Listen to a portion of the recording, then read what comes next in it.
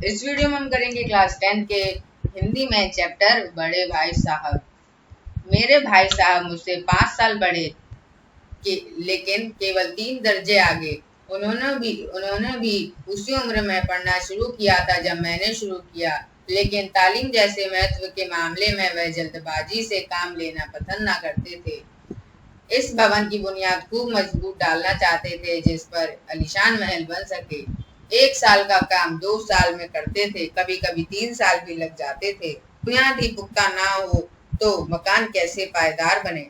मैं छोटा था, वह बड़े थे। मेरी उम्र 9 साल की थी, वह 14 साल के थे। उन्हें मेरी तंबीह और निगरानी का पूरा और जन्मसिद्ध अधिकार था, और मेरी शालीनता इसी में थी कि उनके हुक्म को कानून समझूं। वह स्वभाव से बड़े अध्ययनशील थे, हरदम किताब खोले बैठे रहते और शायद दिमाग को आराम देने के लिए कभी कॉपी पर किताब के हाशियों पर चिड़ियों, कुत्तों, बिल्लियों की तस्वीरें बनाया करते थे। कभी कभी एक ही नाम या शब्द या वाक्य 10-20 बार लिख डालते।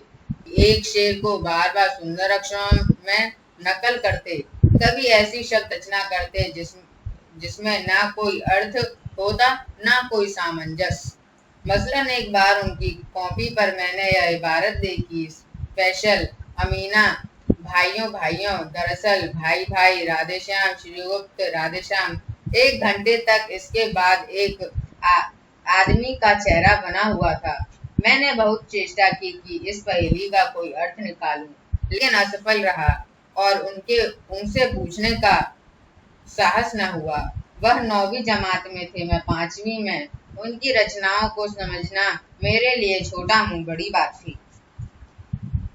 मेरा जी पढ़ने में बिल्कुल न लगता था। 1 घंटा भी किताब लेकर बैठना पहाड़ था। मौका पाते ही हॉस्टल से निकलकर मैदान में आ जाता और कभी कंकरियां उछालता, कभी कागज की तितलियां उड़ाता, और कहीं कोई साथी मिल गया तो पूछना ही क्या।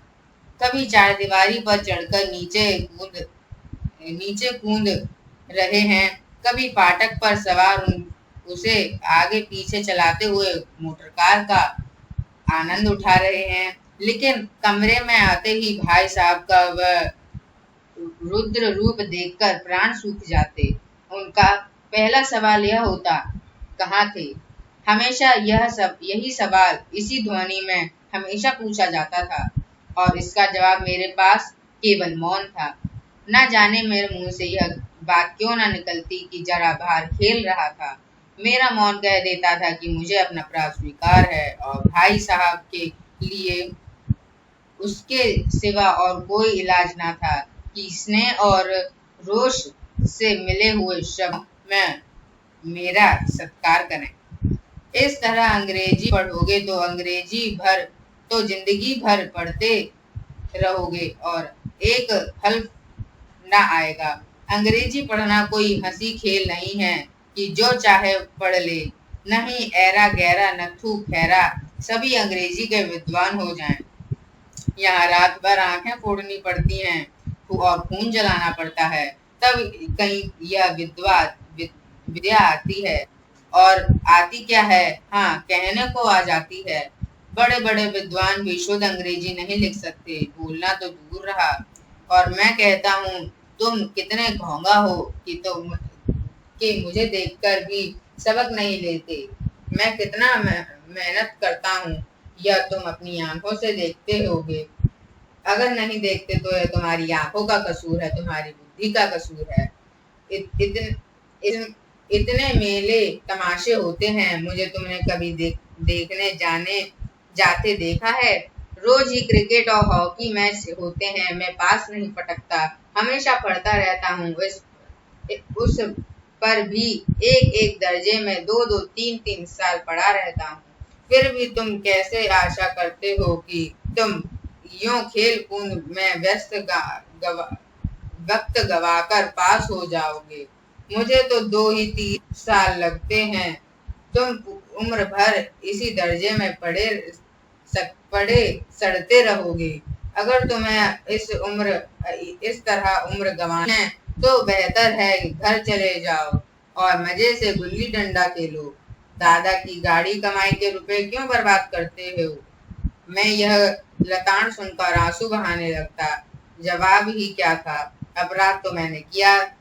लताड़ कौन सही, भाई साहब उपदेश की कला में निपुण थे। ऐसी ऐसी लगती बातें कहते, ऐसी ऐसे सूखती बाण चला दे कि मेरे जिगर के टुकड़े टुकड़े हो जाते और हिम्मत टूट जाती।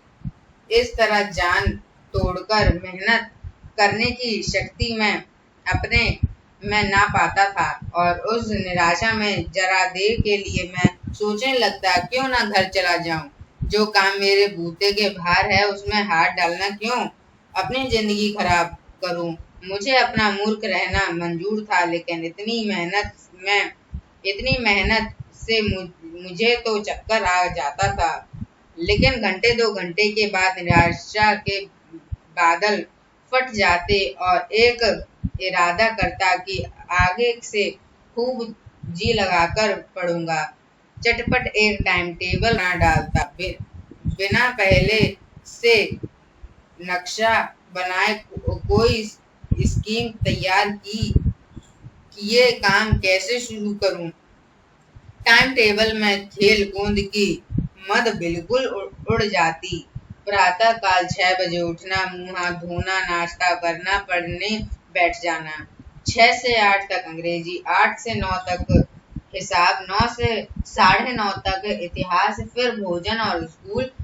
3:30 बजे स्कूल से वापस होकर आधा घंटा आराम।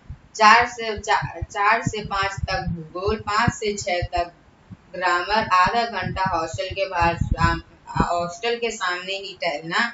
6:30 से 7 तक अंग्रेजी कंपोजिशन, फिर भोजन करके 8 से 9 तक अनुवाद और 9 से 10 तक हिंदी, 10 से 11 तक विविध विषय, फिर विश्राम।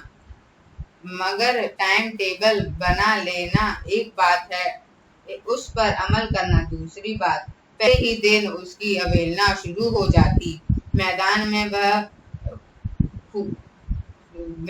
में वह सुखद हरियाली, हवा के हल्के हल्के झोंके, फुटबॉल की वह उछल कूद, कबड्डी के वह दाव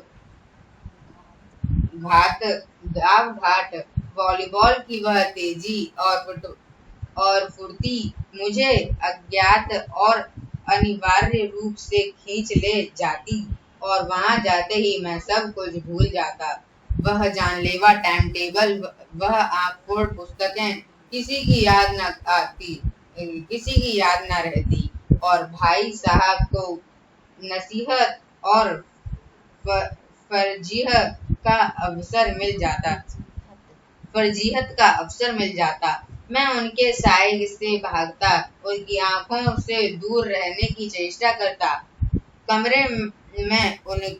कमरे में इस तरह दबे पांव आता कि उन्हें खबर न हो।